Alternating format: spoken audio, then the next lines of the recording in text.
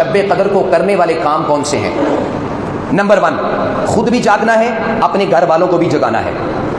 خود بھی جاگنا ہے، اپنے گھر والوں کو بھی جگانا اور بیدار کرنا ہے۔ سیدہ عائشہ صدیقہ رضی اللہ تعالیٰ عنہ بیان کرتی ہیں، اور یہ حدیث صحیح بخاری میں ہے، حدیث نمبر 2024۔ آپ نے فرمایا کان النبی صلی اللہ علیہ وسلم اذا دخل العشر شد میزرہ، جب آخری عشرہ آتا تو آپ کی حالت یہ ہوتی کہ آپ جو ہے وہ کمر بستہ ہو جاتے، رات کو خود بھی جاگتے، اپنے اہل و عیال کو بھی جگاتے۔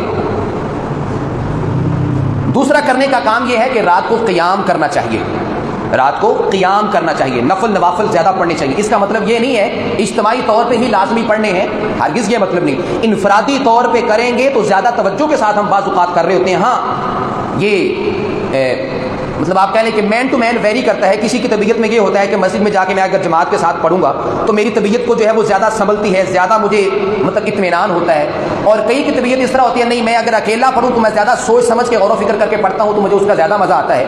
بہرحال جس طرح بھی آپ کی طبیعت ہے، قیام اللیل کا اہتمام کریں، قیام اللیل کا اہتمام کرنا ہے۔ کیوں کرنا ہے؟ من قام لیلۃ القدر ایمانا و احتسابا غفر له ما تقدم من ذنبه، جس نے شب قدر کا قیام کیا ایمان کی حالت میں، ثواب کی نیت سے، ثواب کی امید رکھتے ہوئے، اس کے پہلے سارے گناہ معاف کر دیے جاتے ہیں۔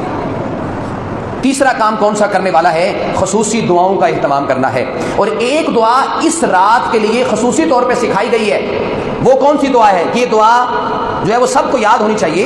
اللہم انکا عفو تحب العفو فاعف عنی، اللہم انکا عفو تحب العفو فاعف عنی۔